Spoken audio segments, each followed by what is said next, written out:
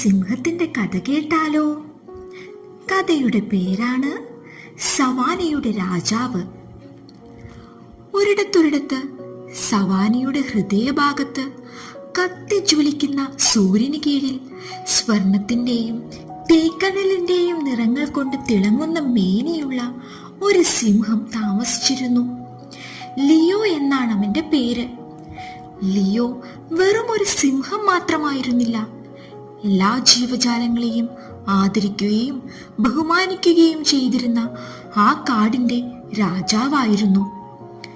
എന്നിരുന്നാലും അദ്ദേഹത്തിന്റെ ഭരണം ഭയപ്പെടുത്തലിലൂടെയോ ബലപ്രയോഗത്തിലൂടെയോ ആയിരുന്നില്ല, മറിച്ച് ജ്ഞാനവും നീതിയും നിറഞ്ഞതായിരുന്നു. അങ്ങനെയിരിക്കെ കാട്ടിൽ വരൾച്ചയുണ്ടായി. നദികൾ വറ്റാൻ തുടങ്ങി, പുല്ലുകൾ കരിഞ്ഞു തുടങ്ങി. വരാനിരിക്കുന്ന അശുഭകരമായ ദിവസങ്ങളെക്കുറിച്ച് എല്ലാവരും ആശങ്കാകുലരായി. രാജാവ് അടിയന്തര യോഗം വിളിച്ചുകൂട്ടി. തിങ്ങി നിറഞ്ഞ കൂട്ടത്തെ നോക്കി ലിയോ ഒരു പാറപ്പുറത്ത് നിന്നു. എന്നിട്ട് ഉറച്ച ശബ്ദത്തിൽ പറഞ്ഞു, വരൾച്ച നമ്മെ എല്ലാം വെല്ലുവിളിക്കുന്നു. നമുക്ക് ഇതിനെ അതിജീവിക്കണം. അതിനുള്ള പരിഹാരവുമായി ഞാൻ നിങ്ങളുടെ മുൻപിൽ നിൽക്കുന്നത്.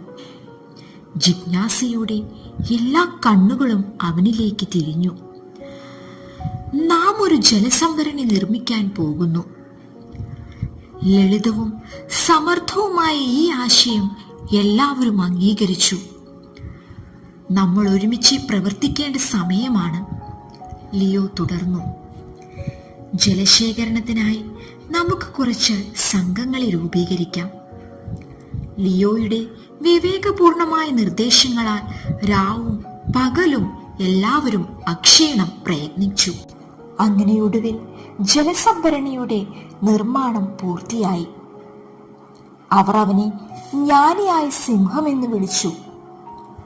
അതിജീവനത്തിന്റെ കഥ എന്ന നിലയിലല്ല, മറിച്ച് ജ്ഞാനത്തിനും സഹകരണത്തിനും പ്രകൃതിയുടെ പരീക്ഷണങ്ങളെ എങ്ങനെ മറികടക്കാൻ കഴിയും എന്നതിന്റെ ഉദാഹരണമാണ് ലിയോയുടെ കഥ. കൂട്ടുകാർക്ക് കഥ ഇഷ്ടമായോ? എന്നാൽ ഇതുപോലുള്ള നല്ല കഥകളുമായി വീണ്ടും കാണാം.